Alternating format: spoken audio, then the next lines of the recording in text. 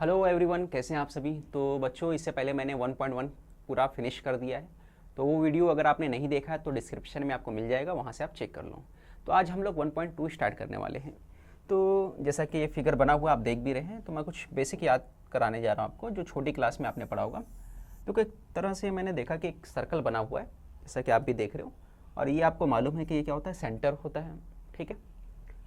और यहाँ पे अगर एक एंगल मैं बना देता हूँ, एंगल का नाम मान के चलो, छोटे क्लास में जैसे आप पढ़ाए, ये ए है, एंगल का नाम क्या है, ए है। तो इसके सामने जो होता है ये क्या कहलाता है, सभी को याद है, इसको हम लोग आर्क बोलते हैं। ठीक है। ये क्या था, आर्क। छोटी क्लास में याद आया कुछ, इसको क्या बोलते थे, आर्क बोलते थे ना। और ये छोटा आर्क हो जाता था, और यहाँ से लेकर जो पोर्शन होता था आपका, ये पार्ट यहाँ से लेकर पूरा यहाँ तक, ये बड़ा आर्क हो जाता था।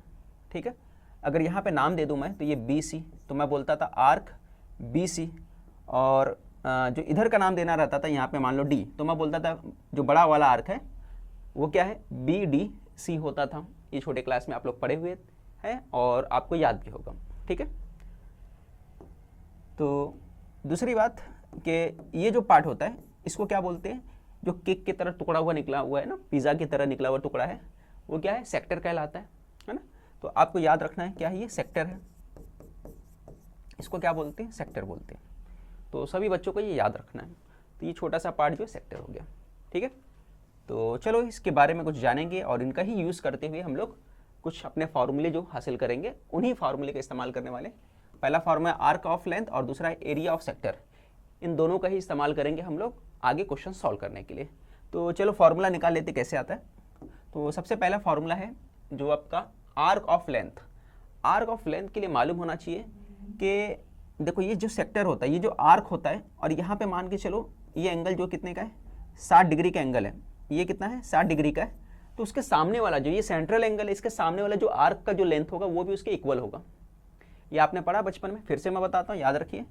आपने ये पढ़ा होगा 10वीं में, जो सर्कल वाला चैप्टर है उसके अंदर आया था। तो अगर ये 60 डिग्री होगा तो ठीक इसके सामने वाला जो आर्क होगा उसका भी लेंथ कितना होगा, 60 डिग्री होगा। और यहाँ पर जो एंगल बनेगा नीचे वाला, ठीक है, आपका जो दूसरा एंगल बनेगा यहाँ पर, ये वाला, ये क्या होता है, इसका हाफ होता है, ये 30 होता है। ये कितना होता है, 30। तो अपने को इसकी ज़रूरत नहीं है, अपने को सिर्फ इसकी ज़रूरत है। तो सेंट्रल एंगल जो होता है और आर्क लेंथ होता है एक दूसरे के इक्वल होता है। ठीक है। तो इसका इस्तेमाल करने वाले हैं। तो क्या समझ में आया, जो सेंट्रल एंगल होगा और आर्क लेंथ एक दूसरे के इक्वल होते हैं। ठीक है।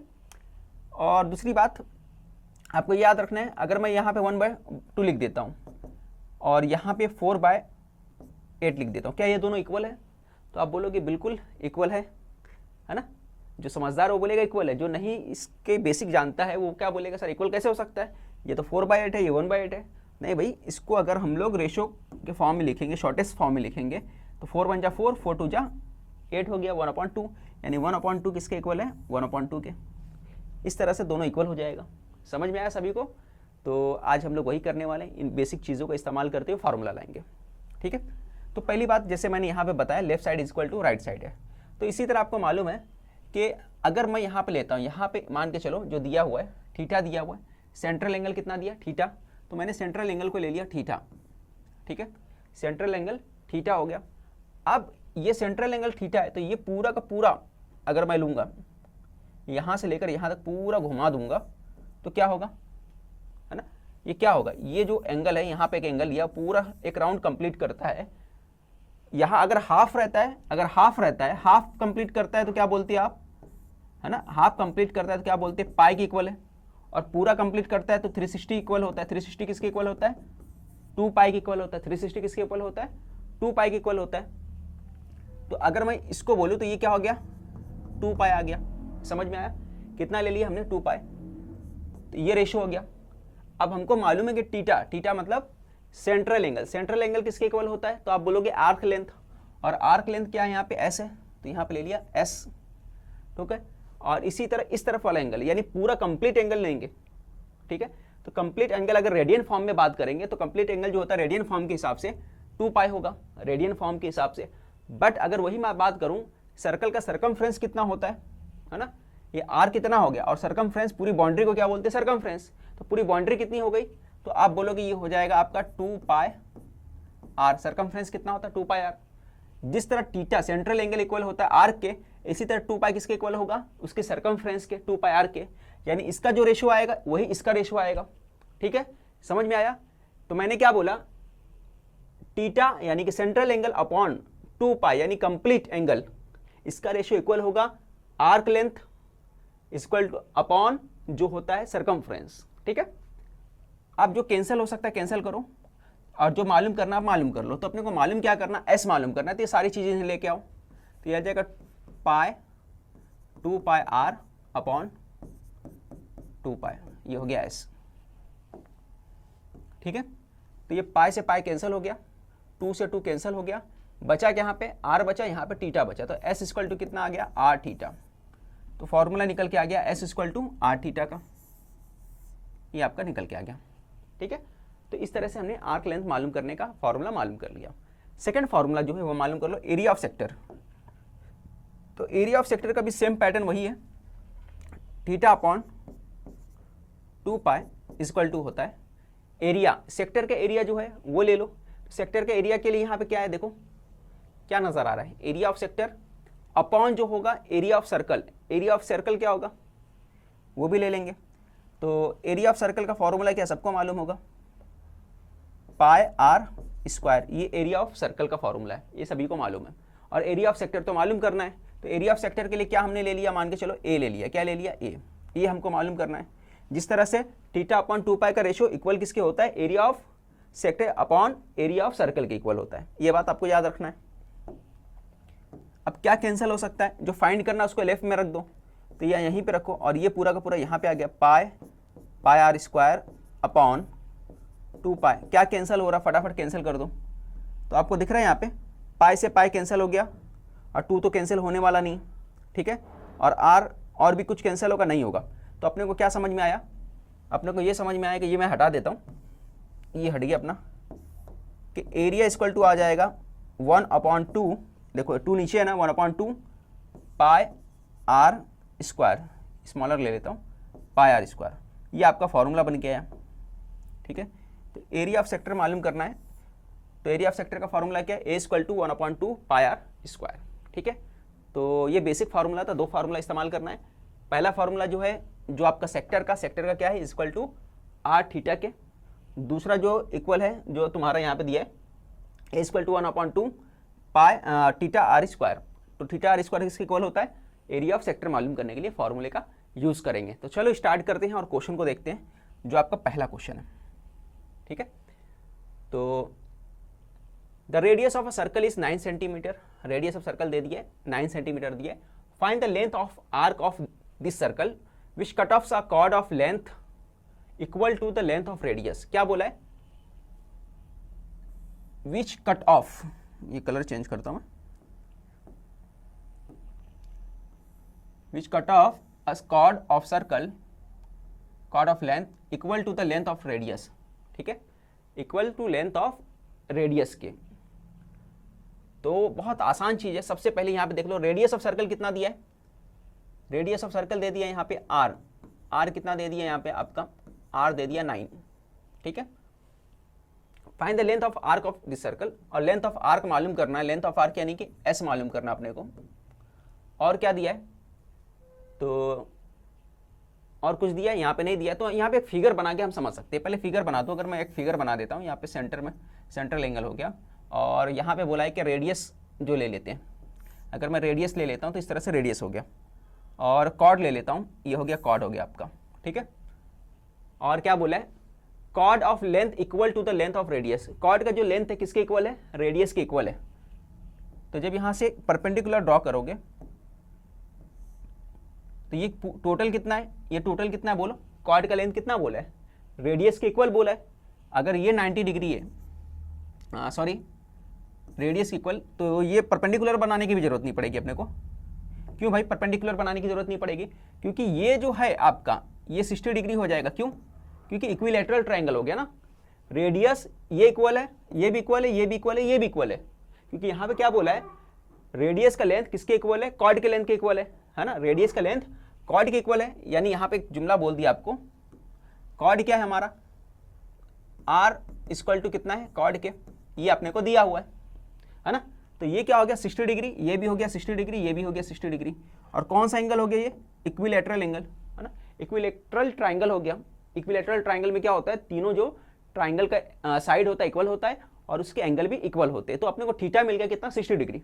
तो यहाँ पर थीटा कितना हो गया, यहाँ पे लिख सकते हो सिंस ट्राइंगल इज इक्विलैटरल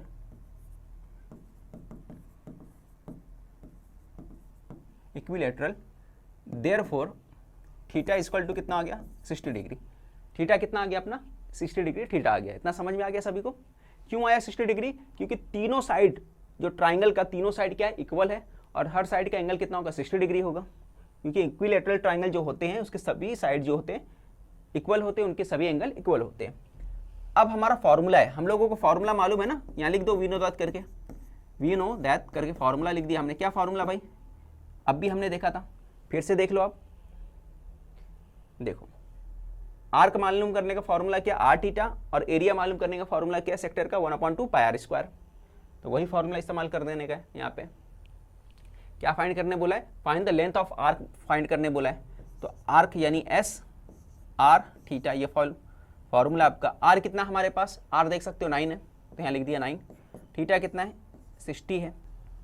यहाँ पे 60 डिग्री लेने से पहले पाई को आप चेंज कर दो किसमें, रेडियन में। पाई को आपको, क्योंकि यहाँ पे देखो डिग्री किस में दिया है, हमने क्या लिया 60 डिग्री लिया है, और 60 डिग्री किस में होता है आपका, या रेडियन में नहीं है, ठीक है। तो इसको रेडियन में चेंज करोगे, तो रेडियन में कैसे चेंज करोगे, 60 मल्टीप्लाई पाई अपॉन 180, ठीक है। तो अब रेडियन में चेंज हो जाएगा डिग्री से, 0 से 0 कटा, 6 3 जा 18 होता है। तो ये आपका निकल के आया पाई अपॉन कितना होता है 3, पाई अपॉन 3 हो गया, ठीक है। तो थीटा कितना है, पाई अपॉन 3 आ गया। तो थीटा के यहाँ लिख दिया मैंने पाई अपॉन 3। अब 3 का टेबल पड़ा, 3 3 जा 9, तो ये हो गया 3 पाई सेंटीमीटर। तो एस कितना निकल के आया अपना, एस आपका निकल के आया 3 पाई सेंटीमीटर। तो सभी को स्क्रीनशॉट ले लेने का है ना, सभी इसका स्क्रीनशॉट ले लो, 3 पाई सेंटीमीटर इसका आंसर आएगा। तो मेरे ख्याल से समझ में आ गया होगा। और सेकंड क्वेश्चन किया था एक्चुअली हम लोग, फर्स्ट यहाँ पे फर्स्ट क्वेश्चन जो था वो, एक मिनट सॉरी, यहाँ पे फर्स्ट क्वेश्चन है, फर्स्ट क्वेश्चन कर लेते हैं हम लोग। Find the length of arc of circle which subtended angle of 108 eight the centre if the radius of the circle is 15 centimetre. तो यहाँ पे क्या क्या दिया आप देख लो। सबसे पहले दिया है आपका सेंट्रल एंगल, यानी कि थीटा कितना दिया 108 दिया है। थीटा कितना दिया 108, किस में दिया, डिग्री में दिया है। तो आप किस में चेंज करोगे, रेडियन में चेंज करोगे। कर लो इसको रेडियन में चेंज, किससे मल्टीप्लाई करोगे 108 को, पाई अपॉन 180 से मल्टीप्लाई करोगे। कैंसिल कर दो फटाफट, किससे कैंसिल होगा, 4 के टेबल से डिवाइड हो सकता है ये, है ना। और 4 के अलावा किससे डिवाइड हो सकता है, 18 से डिवाइड होगा, 18 के टेबल से नहीं। तो 4 से कर लो पहले, 4 2 जा कितना हो गया, 4 3 जा 4 5 जा 4 6 जा 4 4 जा 16 हो गया, 4 5 जा 20, 4 से डिवाइड कर लिया हमने।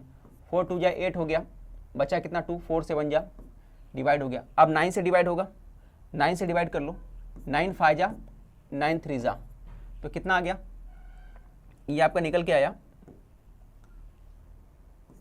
थीटा इक्वल टू आपका 3 पाई अपॉन 5 आ गया। ये थीटा निकल के आया। अब इसके बाद आपको क्या मालूम करना है, देखो यहाँ पे दिया थीटा के बाद फॉर्मूला लगा देने का आपको, क्योंकि यहाँ पे और क्या दिया है, आर दिया अपने पास। आर की वैल्यू कितनी दी है, आर की वैल्यू 15 सेंटीमीटर दिया है ना। रेडियस कितना दिया है 15 सेंटीमीटर, रेडियस कितना है 15 सेंटीमीटर दिया है। आपको मालूम क्या करना है, वी नो दैट करके लिख दो। आपने मालूम करना था एस आर थीटा, ये फॉर्मूला है। फॉर्मूला लिखना ज़रूरी है, फॉर्मूला लिखना। अब क्या लिखोगे यहाँ पे, एस आर थीटा कितना भाई, आर हमारे पास कितना आया, आर 15 सेंटीमीटर, तो यहाँ लिख दिया आपने 15, और ये कितना है theta 3 pi upon 5।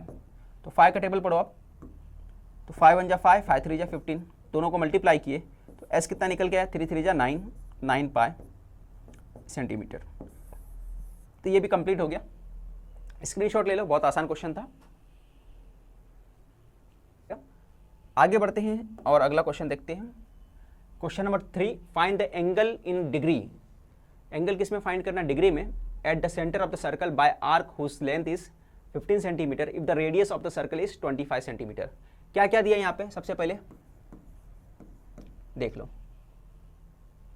Centre of the circle by arc whose length is, arc length कितना दिया? 15 सेंटीमीटर। आर्क लेंथ यानी कि आपका आर्क लेंथ को क्या लेते हैं हम लोग? एस लेते हैं। एस कितना दिया? 15 सेंटीमीटर। और क्या दिया है? Radius of the circle 25, R दिया 25 सेंटीमीटर। और क्या फाइंड करना अपने को? ठीक है, find the angle in degree.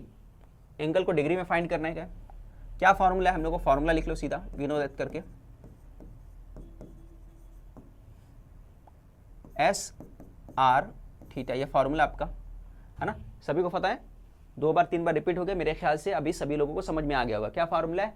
Arc length का आर थीटा, है ना। एस इक्वल टू क्या होता है? आर थीटा होता है। तो आर की वैल्यू कितनी है हमारे पास? आर की वैल्यू है 25 और थीटा की वैल्यू कितनी है? थीटा की वैल्यू फाइंड करनी है। एस कितनी है हमारे पास? एस हमारे पास 15 सेंटीमीटर दिया है। कितना दिया है? 15 सेंटीमीटर। अब यहाँ पे आएगा 15 डिवाइड बाय 25 हो गया। अब इसको डिवाइड कर लो आप। 15 ना, 5 3 जा, 5 2 जा, 5 5 जा हो गया, 3/5। ये कितना आ गया? 3/5 आ गया अपने पास।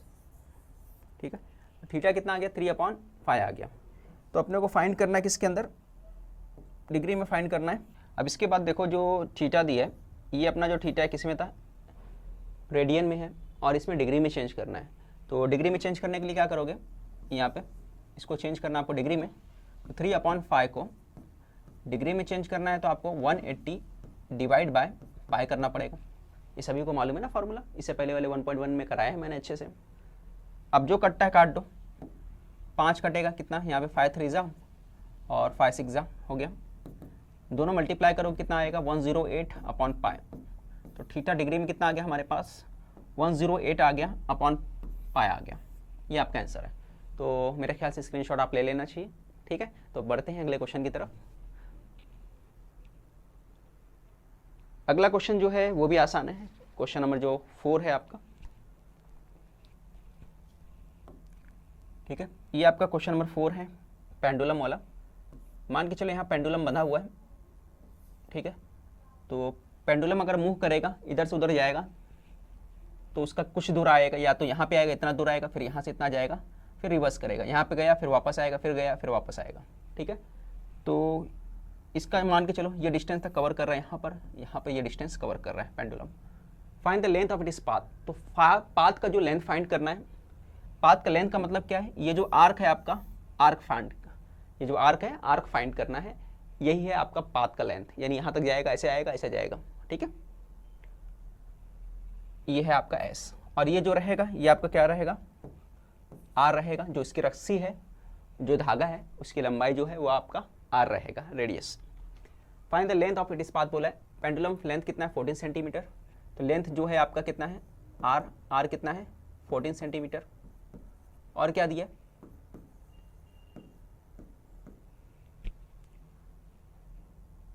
एंगल कितना दिया है? 18 डिग्री में दिया है। एंगल आपका डिग्री में दिया है, कितना दिया है? 18। अब इसको रेडियन में फाइंड करना है तो क्या करोगे? 18 को मल्टीप्लाई कर दोगे आप, बोलो, पाई अपॉन 180 आएगा। तो 18 10 जा हो गया। तो थीटा कितना आ गया रेडियन में? रेडियन में बोला है ना, थीटा रेडियन में कितना आ गया? पाई अपॉन 10 आ गया। पाई अपॉन 10 ये रेडियन में आ गया। ठीक है, उसके बाद क्या करोगे? आपको फॉर्मूला मालूम है, क्या फॉर्मूला है? एस इक्वल टू क्या होता है? आर थीटा, है ना। आर कितना हमारे पास? 14 सेंटीमीटर। तो यहाँ पे क्या लिख दोगे? आर लिख दो 14 सेंटीमीटर, 14 हो गया। थीटा कितना है हमारे पास? थीटा आपके पास पाई बाय 10। इसको डिवाइड कर लो आप। 2 7 जा, 2 5 जा, कितना आ गया? 7 पाई अपॉन 5। तो एस इक्वल टू कितना आ गया? 7 पाई अपॉन 5। ये जो यहाँ तक हो गया, इसके बाद आपको क्या करना और सॉल्व करना है, क्योंकि आंसर आपका जो दिया है सिर्फ पाई में नहीं दिया है, बल्कि और सॉल्व करना पड़ेगा। तो कैसे सॉल्व करोगे? यहाँ पे 7 पाई अपॉन 5 है, तो पाई अपॉन 5 है यहाँ पे, तो आपको सॉल्व करना है। पाई की वैल्यू कितनी होती है? सभी को मालूम है, 22/5। 7 होता है और यहाँ पे 1/5 है। पाई की वैल्यू हमने रख दिया। अब यहाँ पे 7 से 7 कट गया। अब 5 से 22 को कैंसिल कर दो तो 5 4 जा 20 हो गया, रिमेनिंग है 2, 5 4 जा 20 हो गया। तो 4.4 सेंटीमीटर आपका आंसर आ गया। तो बहुत आसान था, मेरे ख्याल से सभी को समझ में आ गया होगा कितना आसानी से सॉल्व हुआ। स्क्रीनशॉट ले लो, फिर आगे बढ़ते हैं।